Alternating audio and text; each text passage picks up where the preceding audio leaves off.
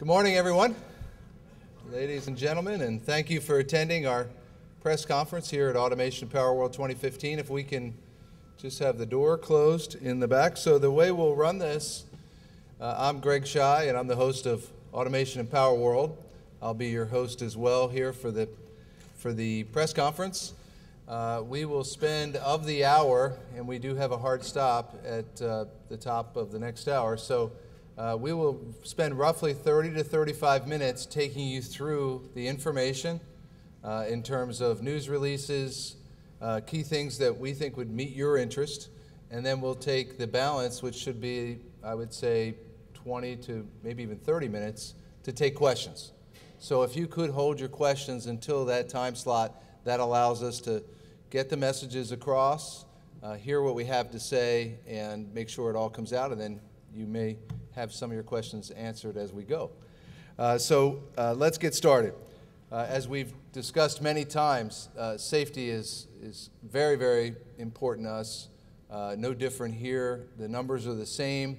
We're in a small, confined room. There are 2 exits in terms of how we can exit the room, and we'll all look out for each other in terms of how we do things.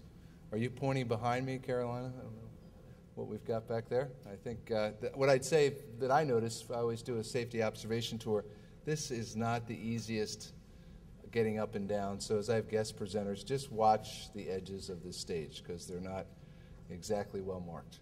Okay. Look, you saw Uli go through our strategy. I won't repeat it. This is not something that our employees are unaware of. This has been happening for the last 12 plus months inside the company around the 3 key pillars: profitable growth, stronger, relentless execution, and collaborating across ABB to take advantage of the total opportunity and also work in the best interest of our customers. No matter how you set up a company, you always have these seams between different things, and it's our job to make the seams disappear in terms of how customers work with us. And you can see overall, and Uli didn't mention it, we did announce a share buyback that came at our Capital Markets Day in September, which was met with very positive reaction from our shareholders. Uli mentioned the key markets. We're required every 5 years to update our strategy for the board as part of the Swiss governance model. We go forward, we present that to the board, the strategy is ratified with the board. That took place right at the beginning of September. Then coming out of that, we're then required to announce that strategy, so the board was with us all the way through. But what we really like here is the markets we serve have plenty of growth opportunity. And we don't believe that we need to expand into, and as Uli put it, a B2C company or some type of medical field or other things that could be interesting. But for us, we think there's plenty to do here, and really being the leader in these markets relative to our core value proposition is what we're doing. I talked a little bit in the general session, and I assume you all were there, so I won't go back over it. We've made massive investments and continue to do that around the Americas region. And what this means for our customers is more capabilities, more localization. It also means more innovation. And you can see moving up very nicely in terms of our market position and that balance that Uli showed around roughly 1/3, 1/3, 1/3. When you look at the 3 regions of the world, it wouldn't have been that way if you go back 5 years ago. We were underrepresented in the Americas, and especially on the automation side. And you see us now really stepping up and making those investments, inorganic, coupled with organic. And we've had a number of organic moves, and I'll mention some of those here this morning. So we put this together to say, what are the big trends and the dynamics happening in each sector, and what's ABB doing about it? And I mentioned this in the general session. And this becomes somewhat of a roadmap for you to follow here at Automation and Power World as to what are your stories. And we thought this would help our customers better understand how we bring the solutions and innovations together. We also think if you have particular areas of interest, this helps you know where to dig in. The floor is set up differently. We've moved from an organizational setup of this is this division and this business unit to one that's more about end-to-end value chain around energy and also automation. which we think our customers will be able to follow. And we had a number of investors through yesterday, and the response was incredibly positive, saying, it makes so much sense what you're talking about, rather than how you chop up the pie. So if you take a look at this, one of the big announcements that's breaking today, and I'd like to invite Tarek Mehta, who's the global president of low voltage products, as a division based in Zurich, and also the regional division head for low voltage products, the division, Brian Harrington, to come up and join me on stage and tell you a little bit about what this means. Tarek and Brian?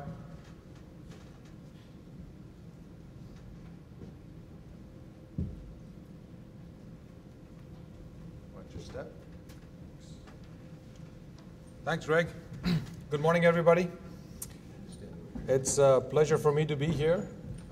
What I wanted to do was give you a perspective starting in 2012, which is when we decided to add Thomas & Betts to the family. It was a rather large move on part of the low voltage products business. And Brian Harrington, who you see in front of you here, was a key management member of the Thomas & Betts management team. And we are very happy that Thomas & Betts and Brian Harrington in particular is leading our Americas business for the entire of ABB's low voltage products portfolio.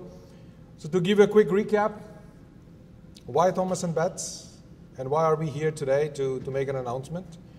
Very clearly, what I would like to share with you is Thomas & Betts has been a very successful integration into the ABB family. And I just give you one statistic. With the leadership of Thomas & Betts in the North American market, United States specifically, we were able to grow 8% last year. And 8% means the entire low voltage products portfolio. We have seen over the last 2 to 3 years, what does it mean to combine the Thomas & Betts' management capacity, capability, understanding of the particulars of the market, the ease of doing business with the product portfolio that is ABB. We did not have the market access, nor did we have the relationships with distributors, which are key for us to enter the market. And now, 2.5 years after the acquisition of Thomas & Betts, we really took a very hard look, what should we do next? And Brian will go through more details of what is next for us in terms of the portfolio offering, what is it that we want to do in terms of investments. I'll go through a little bit more in detail. What exactly does it mean today that when we announced that we're making a rather substantial investment in the United States market under the leadership that is based and headquartered for us in Memphis, Tennessee, which was the headquarters for Thomas & Betts Corporation when we added them to the family in 2012.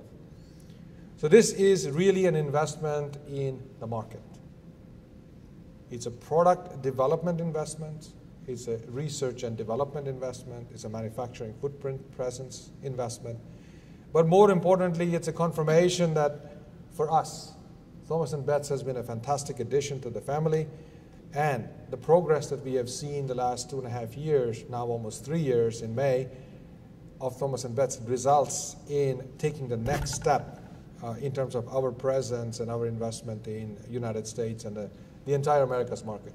With that, I'd like to hand it over to Brian to go through a little bit more in detail what exactly are we going to do here with the announcement today.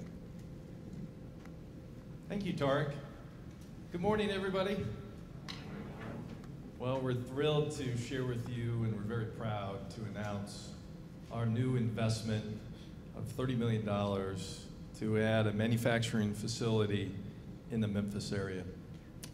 So Low Voltage Products is very committed to the U.S. market, and the solutions that we'll be providing from this new facility will address many of the vertical markets that we participate in, such as the chemical, oil, and gas markets, power generation, food and beverage, mining, and many of the renewables like solar.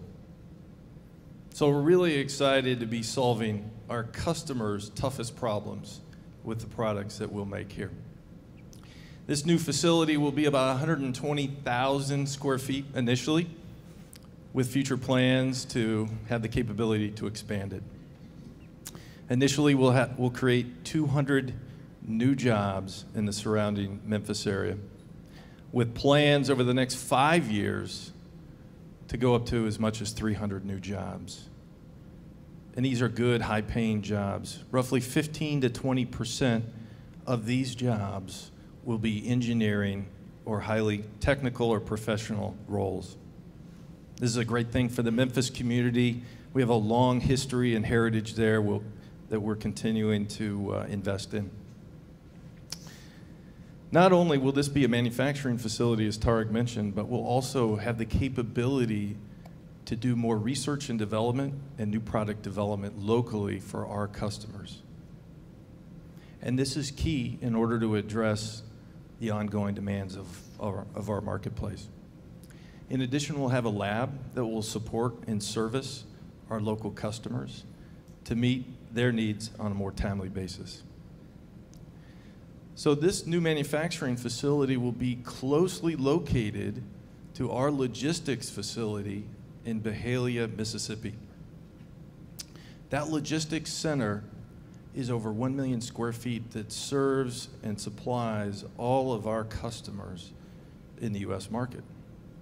So for us, this is also all about being easy to do business with, and our value proposition with those end users I mentioned, with the electrical contractors that we partner with, and our distributors, and the consultants out in the marketplace, we offer a solution that we call one order, one shipment, and one invoice.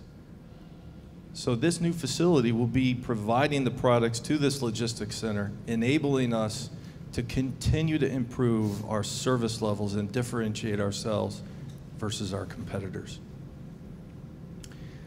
One last thing I'd like to mention is, in addition to this new manufacturing facility, we'll be making another separate investment in enhancing our customer experience center at our U.S. headquarters for low voltage products in Memphis, Tennessee.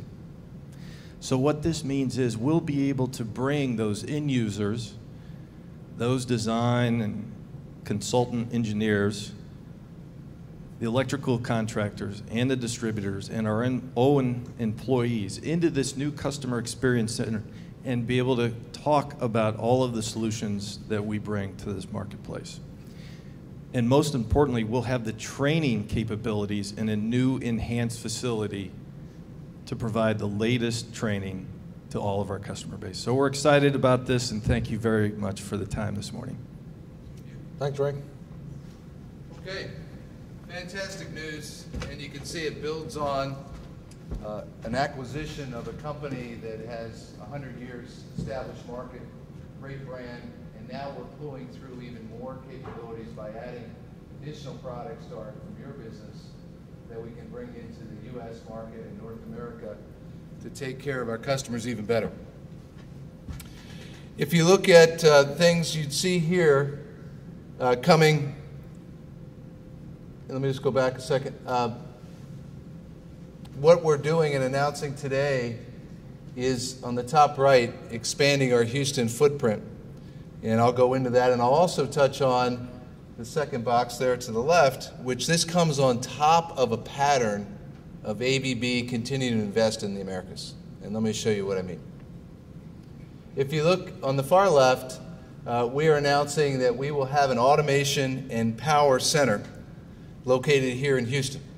It's great to have this event with almost 200,000 square feet of this building being showing off our workshops and our technology. But we felt strongly we need something that's here all the time. So we will have an automation and power solution center. It's already underway. It will be available in about another month. Kevin can answer detailed questions in the Q&A period to really showcase what ABB stands for in power and automation. If you look at what we also announced, and this came out not too long ago, a robotics support training and demo center here in the Houston area. And then in our analytics business, which is part of measurement products and process automation, putting together what we have now as a systems integration factory that allows us to deliver solutions where we bring multiple things together from within our business and custom tailor that to meet the customer's application. So I mentioned there's a pattern for ABB. We see the markets, we make sure we're positioning our value chain correctly, adding the right investments, And here's some of that pattern. Our total flow business in Bartlesville, what we've done to expand that, and I had a chance to celebrate this with the local team a few months back, and it's really fantastic. This business has developed very well for us as a part of the oil and gas activity we're seeing. Also and that's in our process automation division. Also in process automation is an acquisition we made in K-Tech that allows us to do flow measurement, liquid level detection. And so here, as a result of an active market in chemicals, oil and gas, we've expanded the K-Tech business in what we're doing in Louisiana. And you may have seen earlier this year that we announced in Brazil, another important market for us in the Americas, that we've built out a factory that really transcends individual business units and brings together things that we believe we need more of in Brazil, especially as we enter more and more of the localization of ABB in Brazil. On the low voltage drives, the generators, some of those for the wind industry, which is very active with renewables in Brazil, motors and drive systems. In Quebec City, part of our measurement products business, we've expanded our Beaumont facility with remote sensing. If you look at Las Gatas was an acquisition. Not only is that acquisition one we like a lot, we've added investments on top of what we've bought. And Baldor, another hallmark acquisition for ABB, expanding the Belton, South Carolina facility, which is dealing with gear reducers and the mechanical power transmission part of our business there. So you can see there's quite a pattern in terms of ABB investing, growing in the Americas. Let's talk a little bit about utilities and what's happening on the utility side. And this entire, I call it the Hollywood squares of things that we have here. You can look and see what are we doing on what I would call more traditional products to innovate, to bring additional value to things that might be traditional products, whether it be a transformer or medium voltage switchgear. So taking a look at what I mean by this, one of the big aspects of operating our equipment is safety. And when you're dealing with the kind of voltage levels and total flow through of power, that could be 10 to 20,000 times more energy that can come out of one of these pieces of switchgear than can come out of an outlet. If something flashes or has an arc, it takes out potentially who's standing right in front of it. There's a very high chance you don't recover. We've built and designed in safety with arc-resistant switchgear in our medium voltage, and we're showing it here at our event, and you have a chance to see what's different about this. On the right-hand side, the Internet of Things. In the B2B world, the Internet of Things is the things have to be able to communicate and talk and speak about their health, their condition.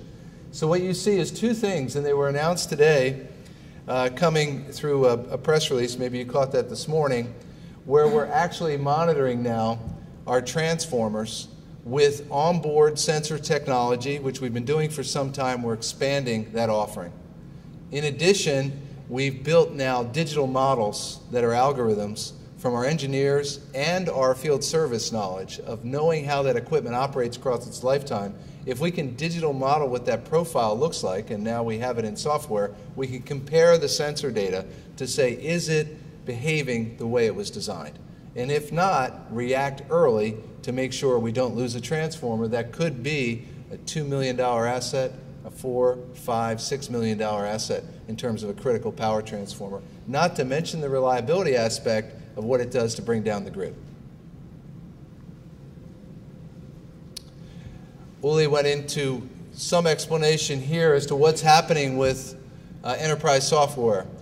You know, it's more than a name change.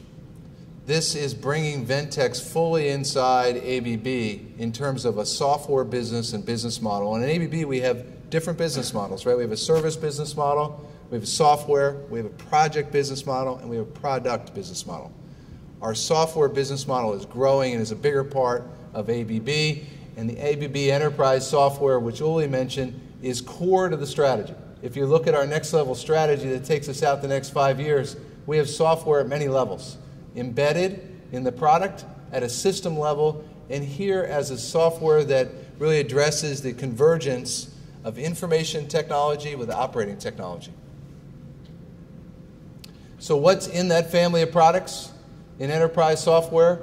Uli talked about some of the different aspects earlier, things around ellipse, around energy and energy management. There's also very active here around the digital grid. Outage lifecycle management, knowing where the grid has gone down, typically due to a storm or maybe somebody crashing into an overhead line with a truck, but really not only detecting but isolating. Software that can do that and put it on a Google map and be able to zone in and not just see it but control it. Being able to isolate that to a level where there's minimal impact on the grid. So big offerings here and something we see rapidly growing going forward. Now, one of the big themes, that's the underlying theme of Internet of Things, is connectivity. Because without connectivity, you can't get there.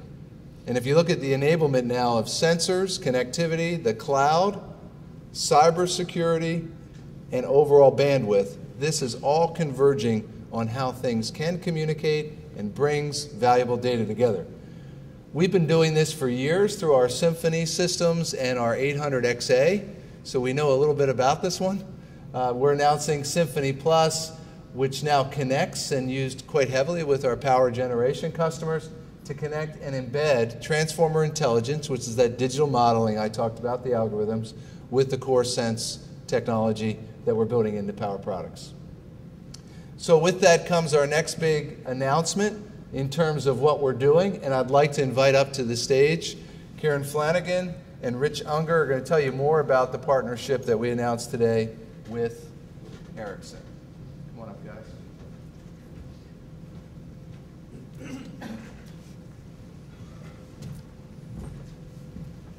Good morning, everybody. My name's Kieran Flanagan, and you can probably tell from the accent I'm not from around these parts, but I brought the Irish weather with me. I run ABB's global data center business, and I'm here this morning to put a little bit of more detail on the Ericsson announcement that Ulrich made this morning at the keynote speech. So, this morning at Mobile World Congress in Barcelona, Ericsson announced their intention to step into the cloud business, the global cloud business and the global cloud opportunity. And really their announcement is all about bringing an industrial grade, very secure, very robust cloud offering to the market. And we think that this is a fantastic idea. But even more than that, we're very proud to be part of that, to have been chosen to be their preferred supplier for end-to-end automation and power. And this is significant for a number of reasons. Firstly, clearly it's business, and that's really important. Secondly, it's a very, very strong testament to the effort of our automation team, who have been bringing industrial-grade automation from the other industries, from process automation, from oil and gas, to the data center industry. And now we've got a customer that we can really push this forward with and further develop the value proposition for the cloud market. And thirdly, which is even better for Ericsson, is their opportunity is so vast. And we can talk about that in Q&A, but Ericsson have articulated a lot of what the opportunity for them in this market is going to be, and we're very proud to be part of that. I'm going to hand over now to Rich to talk about some of the technical aspects briefly, and then I'll wrap it up at the end. So, Rich, please. Thanks, Kieran. It's a beautiful thing when two companies can express such a similar vision for data centers and data center management when they come from such different businesses. So we're very pleased that Ericsson has chosen ABB and the Decathlon product as their standard interface for the facility that would run in cloud data centers. They've looked at what ABB's vision is for automating a data center from grid to chip, and that's aligned so well with their vision of automating the IT infrastructure, the storage, the networking, the servers, so that together we can put together a solution that truly creates a unified and automated solution. And that brings benefits in terms of energy management, in terms of reliability, in terms of scalability, that can really only happen when you have a combined system that expresses a similar vision in that way. We've all heard several times today about the Internet of Things. There are many other similar trends that are driving the growth in cloud computing and cloud data centers.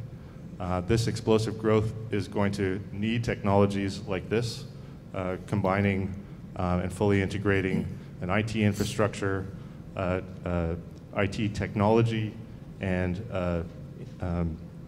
data center power and cooling model that really gives complete flexibility to the data center vendors to be able to manage their data centers. And combined, I think our product is going to deliver on that promise. Thanks, Rich. So yeah, just to wrap up then, having two brands, Ericsson and ABB, bringing an industrial-grade cloud capability to the marketplace is differentiating, and we're very proud to have made this agreement with Ericsson, and we put our full weight and force behind making this work in the marketplace. Thank you. Thanks, Rich. Thanks, Greg. Well done. I'm sure there'll be more questions as we get into it, and we'd love to have the discussion.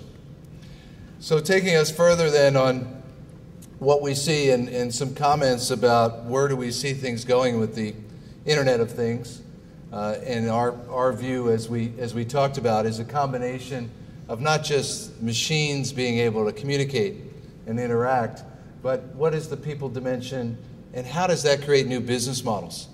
And we're seeing that already in many industries, and I don't think ours will be any different. But really what's happening now is putting together the whole service suite of offerings, and how do we bring that data back in a good way from a standpoint of connectivity with standards and also reliability. And we've been doing this for some time. We have over 4,000 robots operating around the world that are communicating back to our operations center through the Internet of Things. And that's been happening for some time, and we continue to learn and advance and find new ways to add value with that data. If you look at what's happening, and we see this very active in the process industry, is really the field device integration. And what we're really doing here with our FDI is talking about at APW, how do we get connectivity to the next level? What do those standards be? How do you build in the software that plug and play and makes it nice and easy to connect? And you'll see that demonstrated as you go out through the Technology and Solution Center. And of course, we'll be glad to answer your questions on this one. But we think this is the evolution of the device side, which is so important to make the reality about remote connection easier and even more reliable. Many of our offerings here stem out of some of the things that I was mentioning earlier, but it's also on the software side. How do we build the right kind of digital modeling, analytics solutions?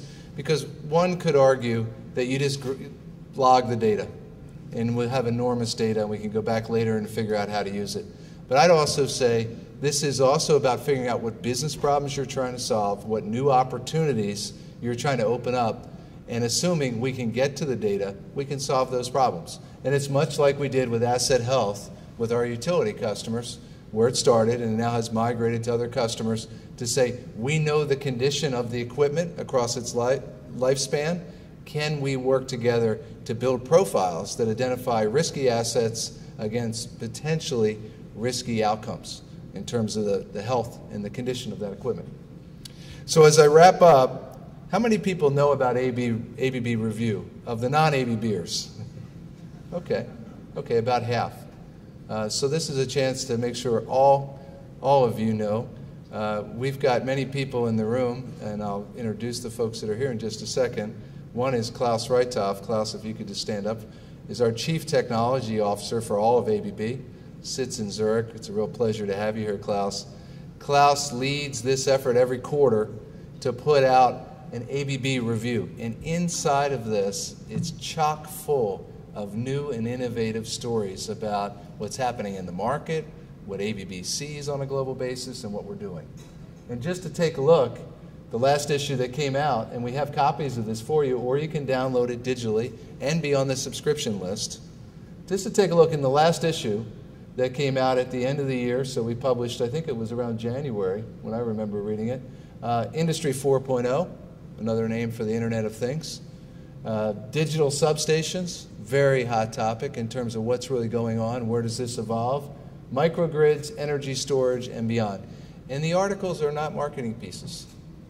They are about the market but they're technology pieces. This really comes from within our R&D folks, whether they be embedded in the business or at a corporate research level. And I think it's a phenomenal read. So if you don't have it, you ought to get on the subscription list. So with that, the region in the Americas are here. Roger Bailey, who runs Power Products. Anders Schalin, if you could just stand up as I call your names so they can put faces and names together. That runs Power Systems. Kevin Kosisko, that runs Process Automation. Brian, you met earlier. Also Aaron, already standing in the back, who runs our discrete automation and motion business. We then have some members of our executive committee here. Peter Turwish, who's the president of Process Automation globally. Tarek, you had met earlier. Let me see the other faces we have in the crowd. I mentioned Klaus. Veli Madi, who is a peer of mine on the, there you are, Veli Madi Renkla, who's a peer of mine who runs the European region. And then we have a number of business units I see. Ilpo, who runs Control Technologies, which is at the core of our control system offering in process automation. I see Per Vigard in the back, who heads up our global robotics business. Let me make sure I didn't miss anyone. Chris, who runs corporate comms, who can tell me if I've communicated effectively at the end of this. And then I think I've pretty much covered the suite of folks. Did I miss anyone? And Mary and Melissa and our other comms team that's local. So let's open it up. I think we have a great group of folks to draw from with your questions. So go right ahead. If you could maybe just introduce yourself. I know some of you we've met many times, but maybe not everyone with us. Hi, Jesse Burst, Smart Cities Council. Impressive growth in North America and South America. Other regions, compare and contrast your other regions in terms of their growth and your current growth plans. Certainly the Americas stands out, but it's not alone in terms of the growth pattern we've seen. Over 2014 in particular, we saw growth coming from each of our regions. So this is not a phenomenon that is unique. I would say what's different about the Americas is the additional capital deployed when it comes to acquisitions. It stands out as a region where we were unbalanced, frankly, and had to add more to our portfolio, because of the automation side, but not only automation. There were power acquisitions, software acquisitions, but it was really to have a stronger representation in the market that's such a big market. So that stands out. The organic investments, the R&D, happening around the world.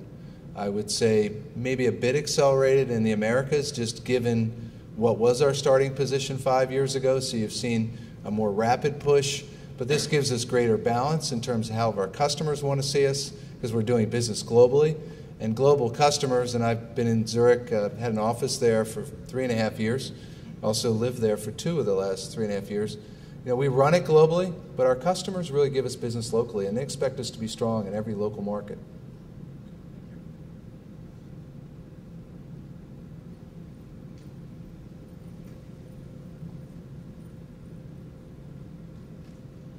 Thank you.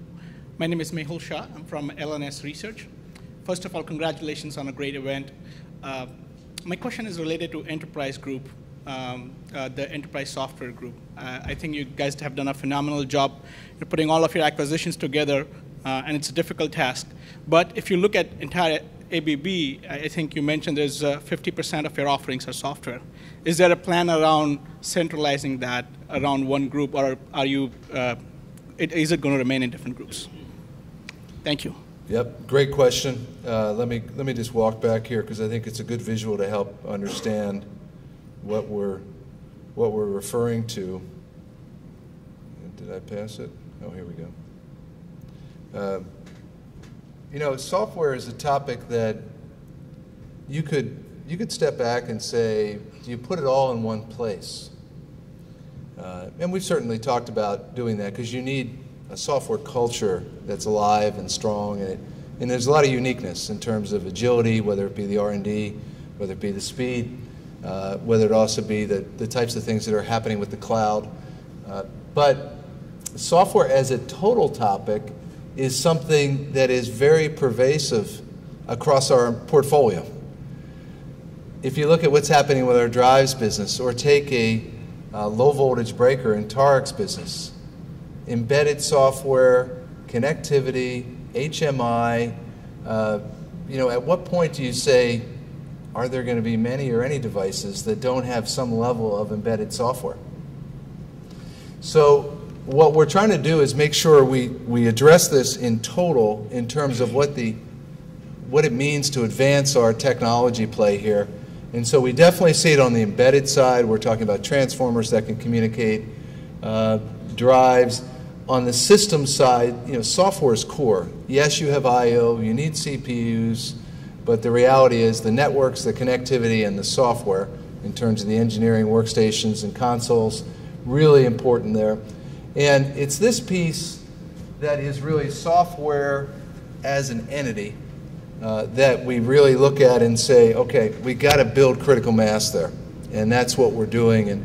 And so making sure we learned properly as we bought Ventex, as an example, that we knew what it was, how to run it, before we embed and bring it across into a fully ABB business model, and we're clearly there. It's what we're doing and what we're announcing, that we don't need to have a different brand to tell a story that's really core about ABB.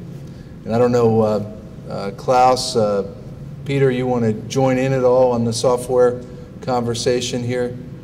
Any comments you want to make?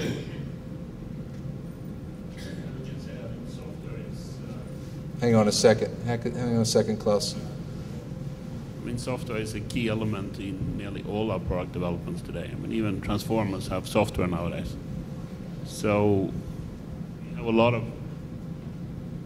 a lot of efforts and a lot of software development spread all over our development sites to add software functionality just about everywhere. And that trend will for sure continue. But on top of that, we will work more on the enterprise software. Okay. Peter, you want to add it all? Yeah.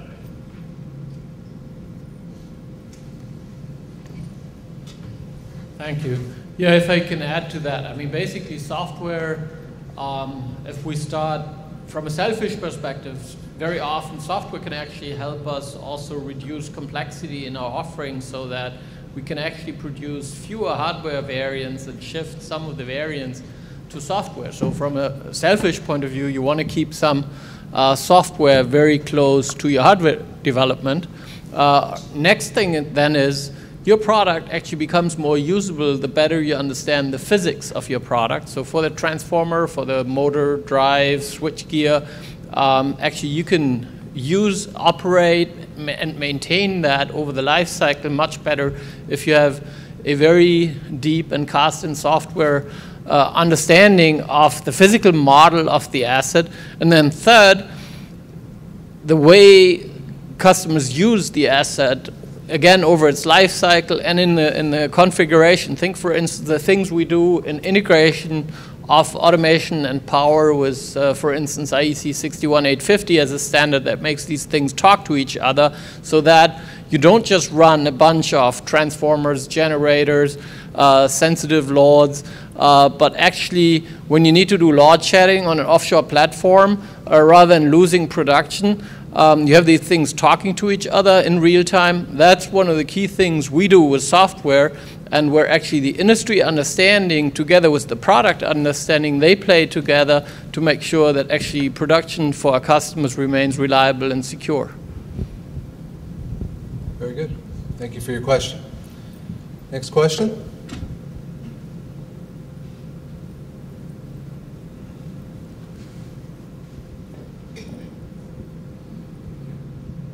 Hi, my name is Hugo from Mexico. So I have two questions.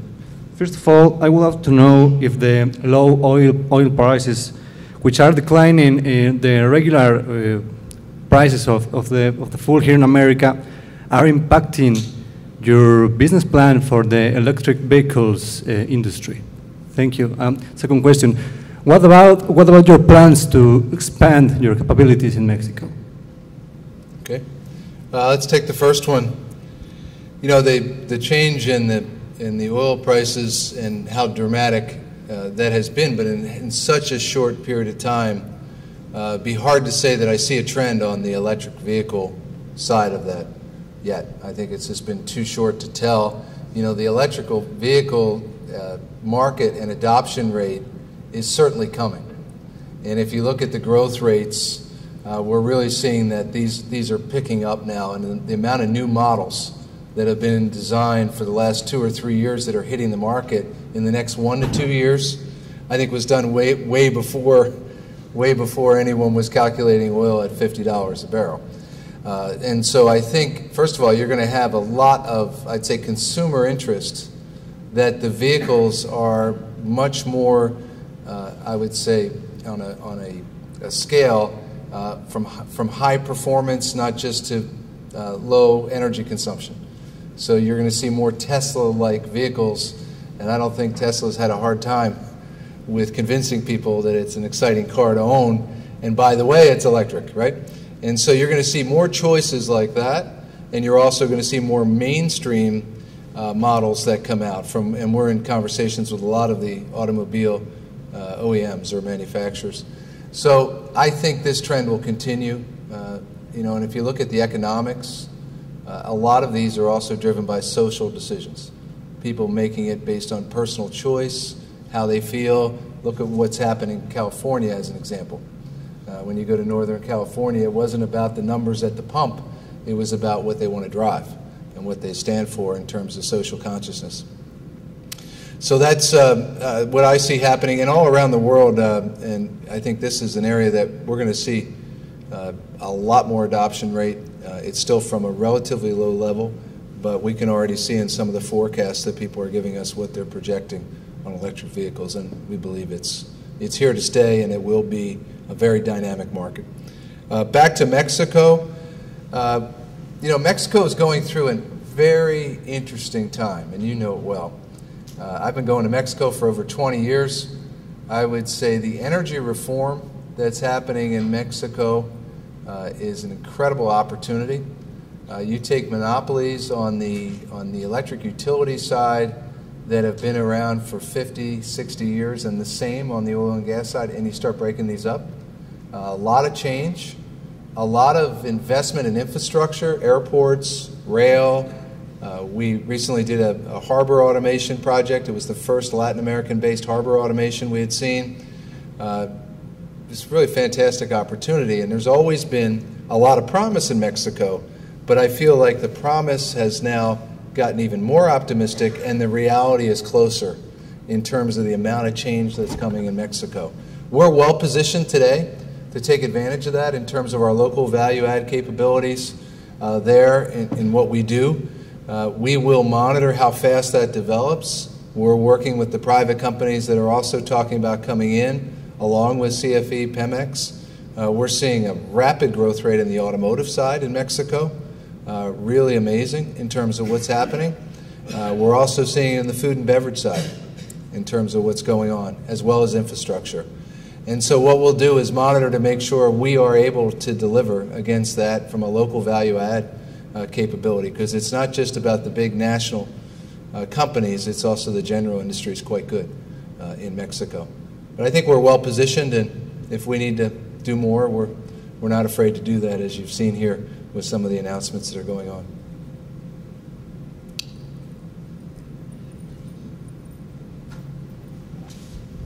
Bill Leiden with Automation.com and ISA's InTech magazine. With the software and the embedded software, I was curious what your thoughts are in your cybersecurity initiatives. And being involved with ISA, I'd be in trouble if I didn't ask about your ISA 99 and ISA Secure certifications if you're pursuing those. I'll give some general comments, and I see Marcus Brandel has joined us in the back. Marcus, it's good to have you here.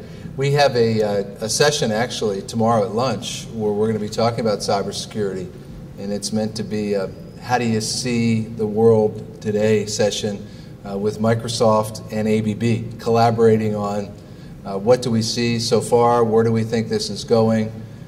Certainly it's a huge topic on cybersecurity, data privacy, and what have you. Marcus, you want to answer the question? Marcus Brandel is based in Zurich. He heads up across all of our business, our cybersecurity initiative, and what we're doing to respond both externally and internally, because we have our own systems internally to protect as well.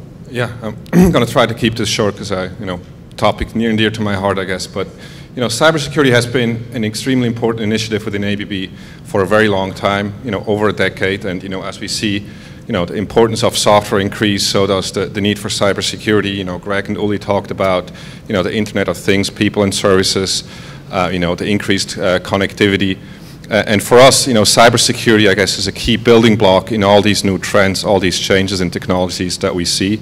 We're continuously investing not only in the capabilities of our products, but we also continuously are changing the way we develop our products, we test them, the way we commission and engineer the products at customer sites. And industry standards such as the mentioned ISI and the Compliance Institute are one of the sources of requirements for us that we take very seriously, just as well as we're engaging with our customers to really understand their needs, to assure that our products, our services, our solutions allow our customers to run their plants in a secure fashion. We'll be talking at lunch in Microsoft today. ABB and one of our major customers, Air Products, will be talking about the Internet of Things. And I'm sure cybersecurity, as you and I talked about, Marcus, will come up today. But we have a dedicated session on it tomorrow at lunch with a discussion the same way. Walt Boyes, the Industrial Automation Insider. Going back to oil and gas for a minute, when do you think the price of oil will go back up to sustainable, like 80 or 90 bucks a barrel? And how has the precipitous drop in the price of oil affected your business in oil and gas? How many of your projects have been put on hold and things like that? Look, let me take the first part. I wish I knew, because I'd be a commodity trader. It was interesting. I was at Davos at the World Economic Forum with a number of our executive committee members there and in January, and meeting with customers. And this was one of the hot topics, right? What does it mean? What's the price of oil going to look like in the future? And the oil majors were there, whether they're from the Middle East, whether they're from the U.S. or other parts of the world. And this was the question: what's the price of oil look like in the future? And it made me chuckle, because I thought, back in Q1 last year, did anybody call this one? Did anybody say what was going to happen in Q2? So what makes that audience so smart to be able to say they're going to call the new price of oil going forward? Because it was blindsiding, absolutely blindsiding. And I think that is something that's just a reality that the industry, clearly as we see it, we have to fly on site with a situation that's as rapid as this to be able to see where's it going. I would say overall, what we're seeing is there's headwinds and there's tailwinds. That this creates some uplift in terms of some industries that really take advantage of low energy costs, take chemical downstream activity. Yeah, they're pretty excited about what it means, right? Take oil and gas upstream activity. Not so excited, at least positively excited. But the dramatic price change in the barrel of oil really has had some people look at what do they do in terms of projects, and I'd say things that are already actively underway we see continuing. It really is more of a looking at new, longer term. But when we talk to the oil and gas majors that are customers, they're in this for the long term. Sure, they have to address what's happening here with the change, but they really look on a long-term basis. Peter, you're involved with this industry a lot. I don't know if you want to comment in terms of what you see and how you see it. Look, it's not that we see a very consistent picture at this point in time, and I think that's also because different places in the world, different basins also here in North America have different hurdle rates for profitability, and again, you need to distinguish also, are they profitable for new investments? including the capital that you're putting in, or have you already deployed the capital and now you're looking at cash costs, basically? So what we're seeing is, yes, there's a lot more interaction right now, part of which is also how to actually increase productivity, which is obviously very much what power and productivity is about. So we are seeing a kind of shifting pattern in some of the priorities, but it's still early days to actually say, okay, here's X% in which, say, large projects could go down or something. We're reading the same announcements as you are reading, but right now it is way too early to actually say what will the consequences be, because many of the projects that have been basically under preparation for some 7 or 8 years, many of them are still sanctioned to go ahead, because let's remember, this is not a demand kind of oil price crisis. This is actually a supply thing and about who produces what oil here. So actually the world is consuming as much oil as before. That oil is being produced. There's operational assets in use that still need to be serviced and kept up to date. So I think if at all, this is potentially a longer wavelength thing. And also it depends very much, are we talking onshore shale oil, for instance? There you can, within a couple of weeks, turn around and say, are we going to drill that next hole or not? If we're talking deep water offshore development, for instance, yes, the hurdle rates tend to be higher, but also the project approval cycles are a whole lot longer. So I think it's early days, and rather than trying to forecast the oil price, which Greg and I both have no real capability in, what we're trying to build is an approach to the market that is robust to possible movements of the oil price going forward, so we don't get blindsided by whatever actually happens there. Thanks. Thanks, Peter. Thanks, Walt. Maybe time for one more question as we wrap up.